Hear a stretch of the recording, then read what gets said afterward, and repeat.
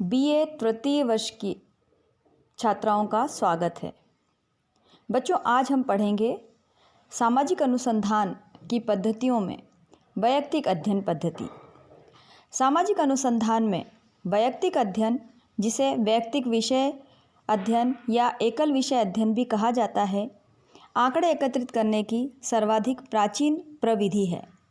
यह किसी सामाजिक इकाई के गहन एवं विस्तृत अध्ययन करने तथा इस प्रकार उस इकाई के बारे में संपूर्ण गुणात्मक आंकड़े एकत्रित करने की महत्वपूर्ण प्रविधि है। वैयक्तिक अध्ययन का अर्थ कई बार किसी व्यक्ति के व्यक्तिगत जीवन के अध्ययन से ही लगाया जाता है, जो ठीक नहीं है बच्चों। यह किसी भी सामाजिक इकाई, चाहे वह व्यक्ति हो, परिवार हो, संस्था हो, समूह हो या संपूर्ण समुदाय हो, उन सब का विस्तृत और गहन अध्ययन करने की विधि है। यदि आपने कोई ऐसी फिल्म देखी हो जिसकी शुरुआत किसी ऐसे दृश्य से होती है जिसमें कोई व्यक्ति किसी अन्य व्यक्ति को अपनी कहानी सुना रहा होता है और फिर उस दृश्य के बाद उस व्यक्ति विशेष के जीवन की सभी परिस्थितियों के बारे में पूरी फिल्म हो तथा अंत उसी दृश्य से हो जिससे कि शुरुआत हुई थी, तो ऐसे पिछले जीवन का विवरण देने वाली फिल्म को वैयक्तिक अध्ययन का स्वरूप माना जा सकता है।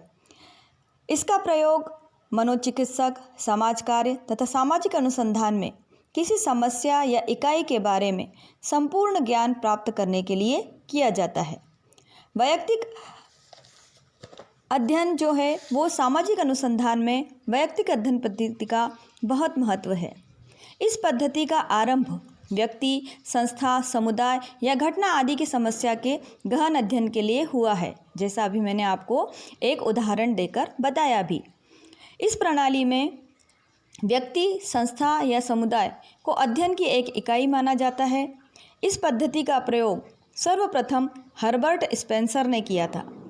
उनके पश्चात लिपले ने सफलतापूर्वक इसका प्रयोग किया। बर्नार्ड ने लिखा भी है कि सर्वप्रथम इसका उपयोग अनुमान द्वारा किसी नवीन उपकल्पना पर पहुंचने की अपेक्षा प्रस्तावना एवं मन को समझाने एवं समर्थन करने के लिए किया गया था। सामाजिक अनुसंधान में ऐतिहासिक उत्पत्ति की दृष्टि से सामाजिक घटना की व्याख्या प्रस्तुत करने के लिए वैयक्तिक अध्ययन पद्धति सबसे प्राचीन और महत्वपूर्ण पद्धति है। आइए बच्चों, और आगे हम पढ़ें उसके पहले हम एक दो विद्वानों की परिभाषाएं देख लेते हैं। पीवी यंग ने लिखा है, वैयक्तिक अध्ययन किसी सामाजिक इकाई, चाहे वह व्यक्ति, परिवार, सांस्कृतिक वर्ग या समस्त जाति हो, के अनुसंधान व उसकी व्याख्या करने की एक पद्धति है। गुडे एवं हार्ट कहते हैं, यह सामाजिक तथ्यों को संगठित करने की एक ऐसी प्रणाली है जिससे अध्ययन किए जाने वाले सामाजिक विषय की पूर्णतः रक्षा हो। थोड़ा सा भिन्न रूप में यह एक ऐसी प्रणाली है जिसमें किसी सामाजिक इकाई को इसके संपूर्ण स्वरूप में ग्रहण किया जाता है।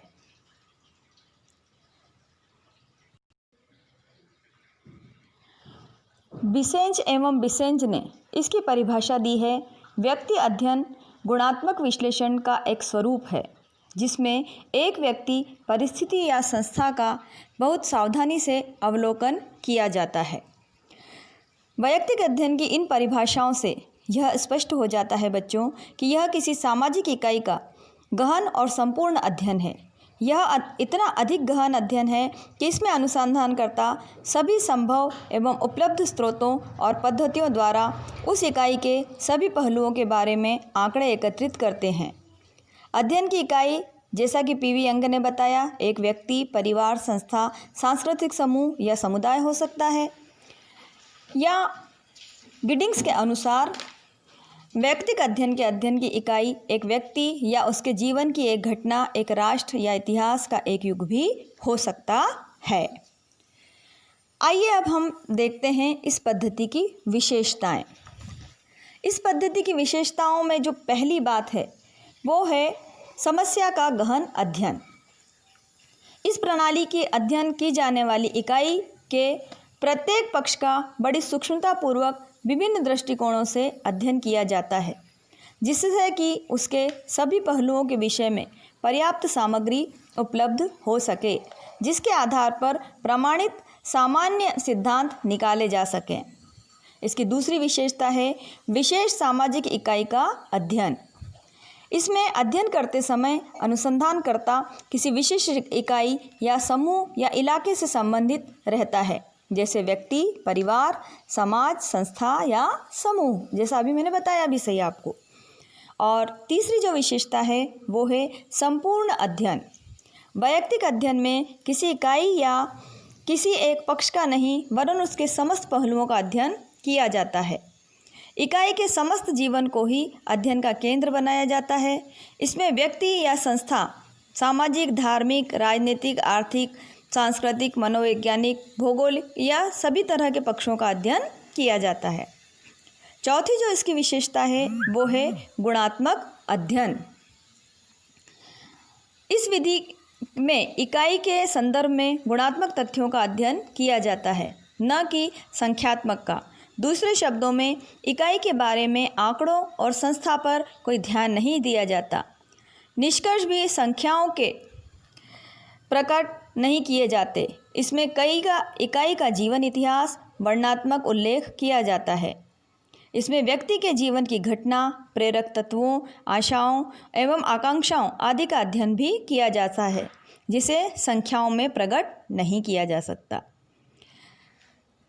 गुणात्मक और गणनात्मक के बारे में बच्चों मैं आपको बता दूं, जिसकी गणना की जा सके, जैसे 1, 2, 3, 4 अंकों में जो उत्तर आते हैं वो कहलाते हैं गणनात्मक। और गुणात्मक जिसमें भावनाएं हमारी आती हैं वो सब गुणात्मक अध्ययन के अंतर्गत आते हैं। पांचवी जो इसकी विशेषता है वो है आकस्मिक कारकों का अध्ययन।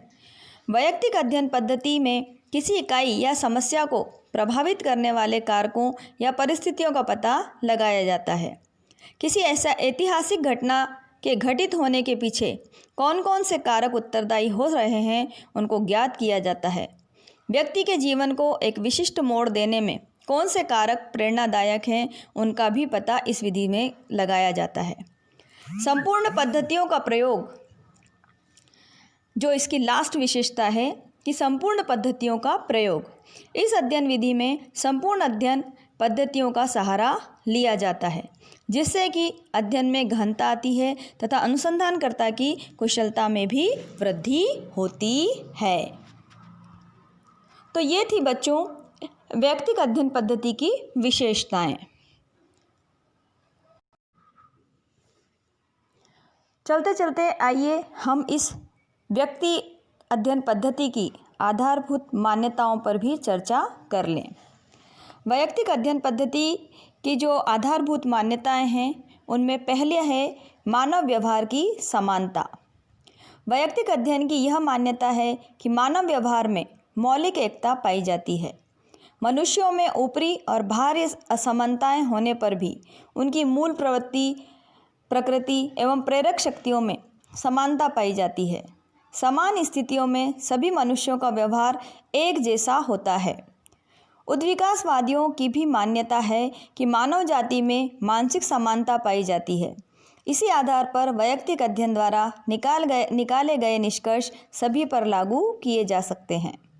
दूसरी जो इसकी मान्यता, आधारभूत मान्यता जो है वो है सामाजिक घटनाओं की जटिलता। सामाजिक जीवन की घटनाएं जटिल होती हैं और मानव में परिवर्तनशील स्वभाव के कारण उन्हें समझना कठिन है। मानव व्यवहार के अमूर्त होने के कारण उसे ज्ञात करना एक कठिन कार्य है, किंतु मानव व्यवहार की जटिलता का अध्ययन वैयक्तिक अध्ययन विधि द्वारा किया जाता है और इस दृष्टि से यह एक महत्वपूर्ण विधि है। तीसरी जो बात है बच्चों वो है समय तत्व का प्रभाव। मानवीय व्यवहार तथा किसी घटना के अध्ययन में समय की एक महत्वपूर्ण तत्व है। समय में जो कुछ भी आज घटित हो रहा है वह भूतकाल की अनेक घटनाओं एवं प्रभावों का प्रतिफल है। किसी भी घटना या परिस्थिति के पीछे अतीत का इतिहास छिपा होता है। अतः किसी घटना को समझने के लिए उसके संपूर्ण घटनाओं एवं इतिहास को जानना आवश्यक है। वैयक्तिक अध्ययन में किसी घटना को कालक्रम में कार्यकरण संबंधों के आधार पर देखा जाता है। इसका अगला जो बिंदु है वो है परिस्थितियों की पुनरावृत्ति। मानव व्यवहार परिस्थितियों से प्रभावित होता है। एक ही परिस्थिति बार बार घटित होती है और एक इकाई के संपूर्ण अध्ययन द्वारा यह ज्ञात किया जा सकता है कि मनुष्य एक ही परिस्थिति में किस प्रकार का व्यवहार करता है। एक ही परिस्थिति अन्य लोगों के जीवन में भी बार बार आ सकती है, अतः उसके प्रभाव का अनुमान एक ही इकाई का सूक्ष्म एवं गहन अध्ययन करके लगाया जा सकता है। और इसका लास्ट जो मान्यता है वो है संपूर्ण अध्ययन। मैंने पहले भी आपको बताया है कि किसी भी इकाई का सब तरह का अध्ययन इसमें किया जाता है, राजनीतिक, आर्थिक, धार्मिक, व्यवहारिक, सामाजिक, सब।